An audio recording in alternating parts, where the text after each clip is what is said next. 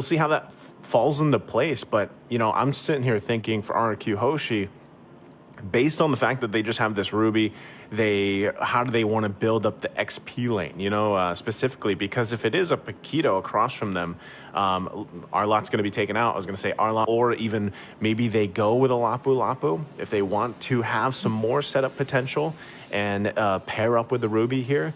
But now that the second phase of the bans are done, we'll see where this kind of falls into place here for RRQ. Yeah, I'm looking at the draft here of both sides so far. They've already taken away all of the options here. Even got all sides covered by taking out the Grok, like just kind of anticipating that might be another thing that the Burmese Ghouls might pull off here in this match point for RRQ.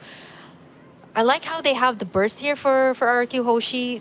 Burmese Ghouls has that in the form of the Guinevere here. I'm still thinking, what else do we have here? Sometimes these drafts can get pretty confusing because you still don't know who's gonna go where. But now RRQ Hoshi, they lock in this Fredrin here, which is actually a very good front line for these burst damage dealers. I think this might be I'm thinking like this might be a Brusco hero. Like this would be so good up against like Burmese Ghouls' lineup. Like having that Ruby just roam all around the map can be really, really hard for heroes like the Guinevere and the Paquito here. Still not confirmed where it's going to be going. I like the Valentina choice here. Could be a great pickup. But and again, there's so many good ultimates here from the side of RRQ, which kind of gets you thinking, which one did you pick up, right? Is it going to be the Molina Blitz of the Nana? Is it the I Am Offended? Or is it even the Blazing Duet here of the Claude? I think the Valentina would still be good here. How do you feel about Aurora? Is this a place kind of hard though to go up against the Fredrin though. Yeah, I think I prefer the Valentina. Okay. I prefer the Valentina. I mean, the Aurora is great though, but it can't burst down the tanky front line here of RRQ. So I like this coming out from Burmese Ghouls. It's kind of going back to what they're known for, and here it is. So is this a... Oh, okay. So it is going to be... Yeah, it's going to be a Roam Guinevere here. And then that's going to be a Baksha in the jungle. Yep. And that's what I'm saying. Like, when that was locked in the first time, like, there was the flex available, right? And they kind of left that open because the Grok was taken out. So they kind of adjust from there. They pick up the Baksha, you know, just assuming, you know, we might as well fight utility for utility in the jungle and kind of try to win some of those objective fights, those dances. The Minotaur is going to be locked in once again. This is very tanky for RRQ Hoshi, right? Yeah. And they could find themselves in a position that Burmese Ghouls was in the previous game, right? Where, again, you're really waiting for this Claude to scale up, get the items that he needs. But that's where I feel like Nana shines, right? I mean, that's why she's picked up so much, because the early damage potential is very threatening. So the fact that you have a Valentina now is actually going to put you up to par with that, not to mention just having Terrify in her kit as well, kind of helping around the kind of early skirmishes that will happen here. And you have to respect her damage as well. So this is a lot better. Like, I like the Valentina a lot better than the Faramis. I know Faramis, you know, some people will be like, oh, you can build them in a certain way, pick up a certain emblem, and you can have great damage on a Faramis. Yeah, you could, but, you know, this I like this better because it also goes back to what they did yesterday in one of their quickest games, 12 minutes. And just like we saw in the previous game, it was a very quick game from RRQ Hoshi. So I feel like the pieces here to this puzzle for the Burmese Ghouls is exactly what they need. So jumping into the game at Land of Dawn, game number 2 here. We're still on your screens. There it is. I was going to say, we are going to be jumping in too. So game 2 already. Early action as well. But yeah, anything standing out of the ordinary here for you, Kim? Well, in the emblems, nothing too out of the ordinary here, I would say. The spells, though, you got the Purify from the Bruto. Again, that's going to be crucial, too, especially since RRQ has all of these setups, right? You got the Minoan's Rage from... Minoan's Fury, rather, from Brusco. You also got Banana's I Am Offended. Not to mention the Blazing Duet, too, from the Claude. It's not going to be easy for Stitch, though, but I think if they go the route here of being aggressive early on, which is kind of what they're doing right now here up against RRQ Hoshi. Oh, yeah, already. Saksa going to take some damage, but again, these are, you know, very tanky heroes that don't have a ton of damage right now, so no one going to go down. Still a lot of CC potential, though. Brusco Should be fine as well. And one thing that's great about the Minotaur, especially later on when he kind of rushes that Flask of the Oasis, it is tough to deal with, but hold on. Brusco could be the one in trouble as he's going to go down to first blood. Now Arad in trouble as well. 2 kills now for Burmese Ghouls. Exactly what they need here in game 2, Kim. Yeah, level 4-2 going to be attained here by the Valentina in just a bit. I like how they picked this up too compared to the Aurora that you kind of mentioned, which is also still good. But the Valentina can scale up really well, care of her passive, right? Like she can scale up to level 4 right before a major objective like the Turtle, which is really good, right? You need all of these great ultimates to pick up. Right now, it's all up to Nico whether you want to pick up that Minotaur's ultimate or whether even if you want to go for Octa's ultimate here would be great. Burmese School started out real strong. Now they're looking to take in this first Turtle game, and so far RRQ after that those first 2 pickoffs actually they're kind of having a hard time here. They knew he was there. Brusco once again going to be the focus. They forget the Turtle for now. They want to get the kills here. The pull comes through. Irad could be in trouble, but look at the response. Now Blink has to get out of there. He's the one to fall from Octa. Now still going to be fighting it out for more. Irad the one to fall, still bloodied here. 1 HP. Banana trying to get away, but it's Nico that falls. It's a double for Saksa. But RRQ gets on the board. But now they still might try to stop Burmese Ghouls from getting this Turtle if they can. Brusco not having that level 4 just yet. Take a look at the replay. They might be able to just get that Turtle. Keep an eye on that. It looks like they do, but this was a great play here from both teams. I mean, a lot of response back and forth. But yeah, the Turtle is taken here by Burmese Ghouls. Yeah, I like the clap back there of RRQ. They kind of like, okay, you know what? Burmese Ghouls is going full aggressive. They actually went in for the full aggression too. Brusco actually flickered out there. Cool. What's really hard here too for the side of Burmese Ghouls is like the tanky front line. Like we're starting to see the damage coming out from the Nana, which we'll see even more later on. Like 2 kills already for Octa here, which is kind of something that Burmese Ghouls have to watch out for, especially in these clashes. Even here on the top side, we have to check the laning phase here of Stitch and Skylar, and so far Skylar has been doing well up against this Bruno as compared to earlier. Like a lot of poke here coming out from both of our marksmans. Yeah, he's got to be careful here though. I saw Saksa rolling in. Still hungry for it though. They should be able to protect him. Good rotation and response from RQ right now. Also, the fact that I don't know if they still want to put the pressure here, but like you mentioned, Octa having those 2 kills early on will help him scale up pretty well. He does just have that magic penetration for currently the arcane boots, but he'll still be working around building up. And it looks like Burmese Ghouls still wants to put the pressure here in the top side. Irad gonna spot Blink out, trying to get a little bit of extra gold here for Stitch, but ultimately resulting in nothing for now.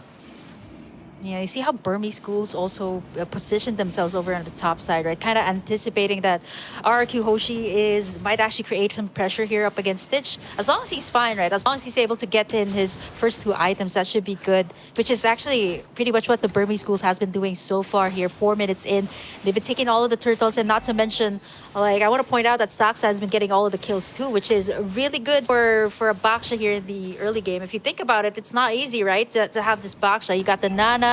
You got all of these frontliners. You got the taunt from the Fredrin, so it's not gonna be easy to go up against them. But for Burmese Ghouls, as long as they can keep this up against RRQ, have this early take-ons onto the turtles, winning in all of these clashes, they should be okay. You see Nico actually popping in.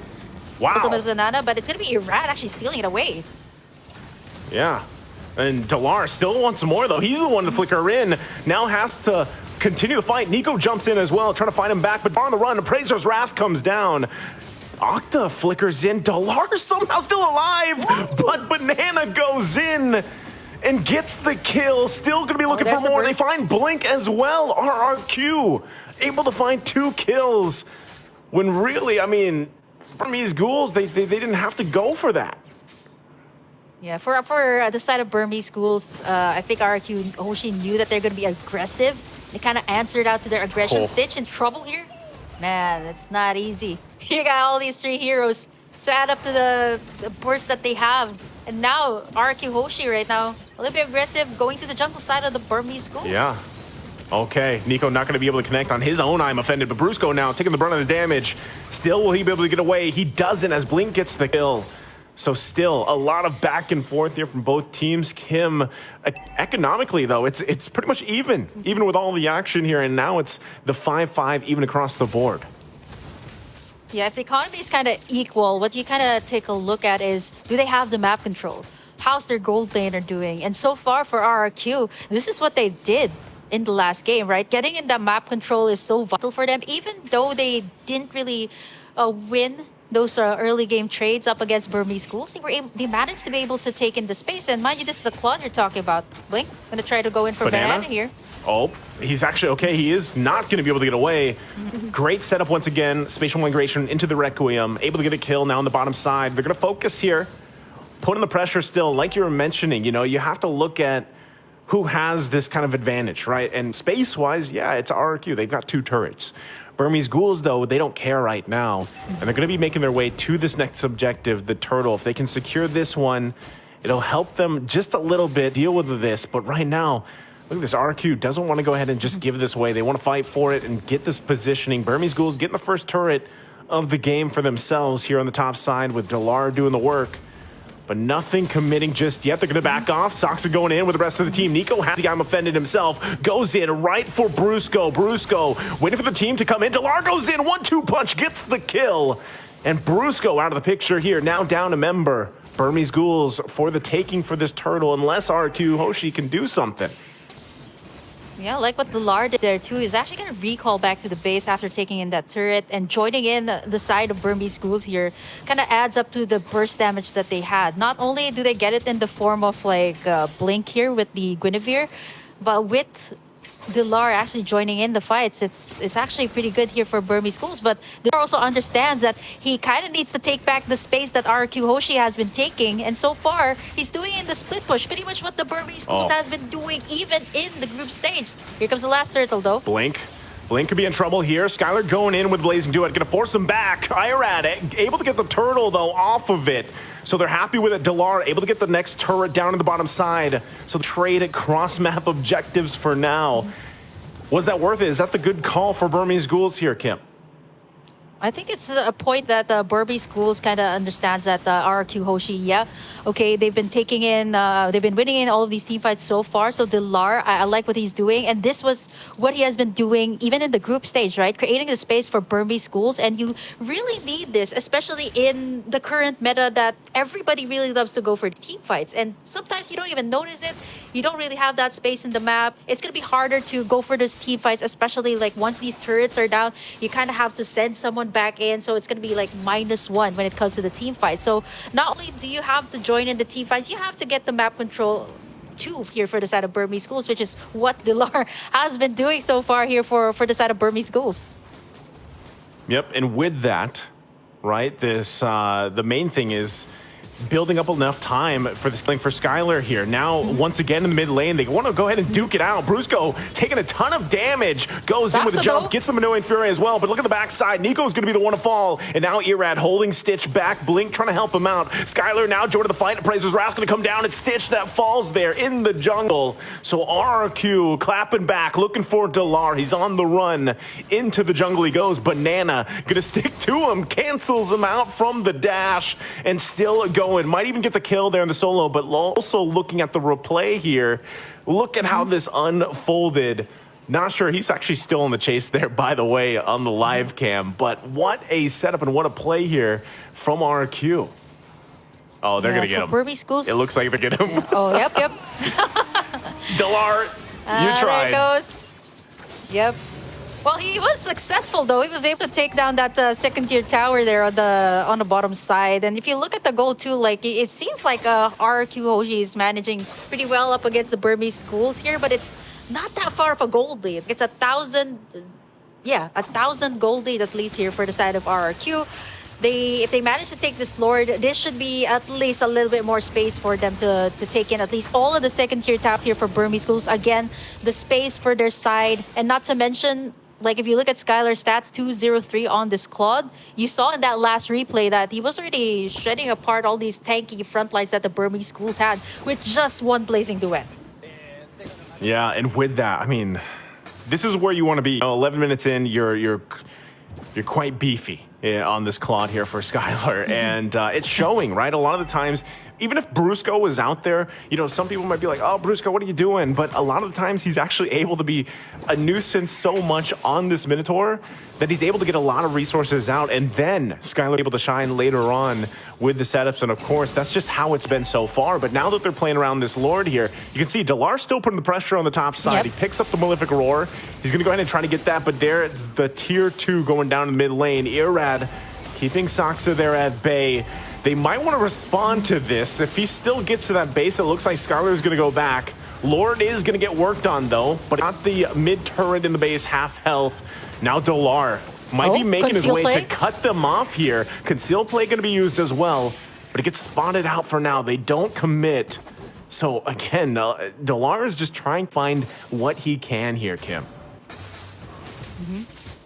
Now it seems like this was the same case. Like this Paquito seems to be a staple choice here for the Burmese Ghouls, not only for Delar.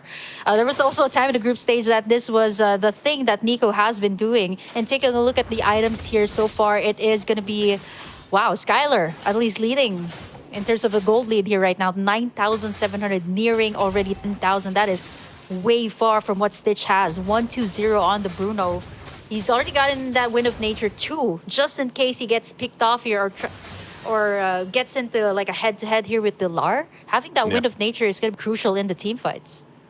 It's going to be clutch, right? That's what that's going to be. And like I said, when Claude gets to this point, you have these 4 specific items locked in. It's really tough to deal with because you also got to catch him, right? The way that he's going to use that BMI to kind of get out of some of these situations.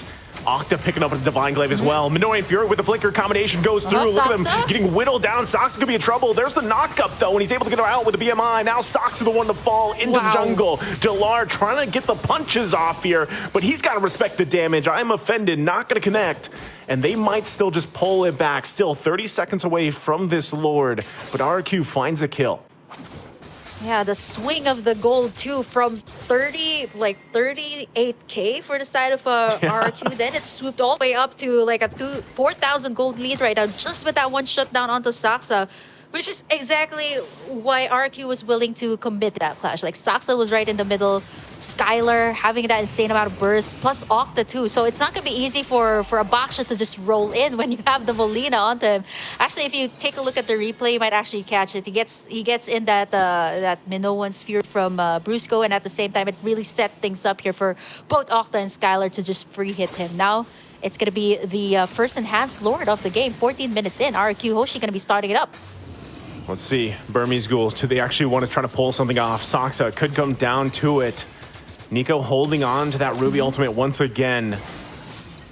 RQ knows what's up. Delar also positioning here. They're going to have to go for it. Praiser's Wrath going to come down. Irad able to secure it, though. Gets the Lord. And now Sox left to his own. Will fall into the river. Now Blink in trouble. Gets I'm Offended combination here. Flickers on out. Delar couldn't do anything but watch. And Sox is the one to fall. RQ ready to make the power play. I like the attempt there of Saksa to try and steal in with the Lord. Roll in and click that Retribution. But I think Burmese Ghouls kind of was trying to go for maybe possibly a split push. Like if you look at that particular moment when Saksa was going to try to go in, like you see Delar and Stitch going to try to make a move on that mid lane, but it's a little bit too late now because Enhanced Lord for the side of RRQ, they can take all of the inhibitors here. They don't have a good amount of burst to take down the front line. Yeah. But here comes Irad. Irad he's gonna get pulled. He has the immortality, but there's the Minion Fury gonna be jumped in. Look at the damage though coming out from Skylar. Able to get the kill on Saksa. Brusco is the one to fall from Delar though, so it's a 1-for-1 for now. Can they hold it together? Blink gonna be able to jump in. Takes quite a bit of damage himself. The flicker comes through, and he's keeping him at bay. Lord finally gonna go down. Nico has to run out of there, buy some time, some space, but he ultimately dies. And they hold on to a sliver of health on this turret for a little bit longer. Delar trying to keep the minion at bay. Banana jumps in, finds the connection, but look at the damage from Delar. The 1-2 punch isn't enough to get the kill though. And now RRQ looking to end the game, looking to end the series here. Can they do it? 3 down for Burmese Ghouls. It looks like they're going to take the disciplined route here, Kim, and back off for now. Yeah, if they overcommit there, they could have been punished there by a Stitch, who also has almost all the items that a marksman needs right in the late game. And by this time, like 16 minutes in mid to late game, everybody has what they need to be able to go up against your opponents. But what RRQ Hoshi has here, as compared to Burmese Ghouls, is the burst damage. You've seen it in the Nana. That was like 2 hits onto Saksa. He also has the Athena's shield there. So even Dao wasn't able to counter it out. And not to mention, I just noticed his emblem here right now. That additional burn that you get when you pop in your skills from that emblem from Okta. So kind of really hard for the tanky frontline here of Burmese Ghouls. They're going to have to rely on Stitch here and even Blink. Then again, same case from what they had in game number 1. Great solid front line, but no one to kind of answer out to the back line here of RRQ Hoshi, because Dilar's busy pushing, right? Dilar's busy pushing. There's no one to take down the Nana, no one to take down Skylar, who is also very mobile here as a Claude. When you're looking at RRQ Hoshi here, Skylar 3-0 and 7, Octa 4-0 and 8, it's tough to deal with, like that kind of damage, because it's kind of like, even if you're trying to get them down, you have to work through the passive, you have to work through a BMI and a Wind of Nature. Like there's so many things to fall through, not to mention get through that front line, right? The front line, not to mention the peels available with a Ruby or even a Fredrin, right? So this is going to be a Lord, most likely going to the hands of RQ once again, unless Burmese Ghouls can do something about it. But even Saksa just trying to get some of this vision. Blink waiting patiently as well. Still, Lord, less than half health here. They might try to make it a miracle play if they can pull it off. Stitch positioning here is going to be crucial as they approach this. But right now, RQ, Delar taking a ton of damage. He's kind of out of the picture, so now the numbers in the advantage for RQ, and that's going to be Lord going in their hands. There's nothing Burmese Ghouls could do with that, considering the fact that Delar had to go back to heal up. Yeah, the presence of mind, too, of like Octa and Skylar, to think that they had their eyes on the Lord. And they were also keeping Dilar in check, right? He was trying to go for the mid tower, and RQ Hoshi knows that. They have all the space that they get, so if they actually took Dilar down there, that wouldn't have been a big thing. But for RRQ Hoshi, right, they've gotten everything secured. They got all these beefy front line to kind of contain that Lord pit. And you see how Skylar was chunking it out real fast, too. So at this point, everybody has everything that they got, to the point that Iran's already chunking up all of the damage. Gets tugged in, though. Wow. Iran already taking a ton of damage. Immortality going to be popped. Blink as well. Still has his. Can they pull it off? Look at the damage. Delar going to be taken out really quickly. Skylar on the backside still going. Lord's still going to be up here. They want all the kills before they end the game. It's a triple for Skylar, and they take the series in a sweep, sending Burmese Ghouls out of the tournament. To think that we thought that Burmese Ghouls going back to their identity, it did work out for them. Actually, it did. They took back the space early to mid game, but unfortunately for the side of RRQ Hoshi, the damage when it came to the late game.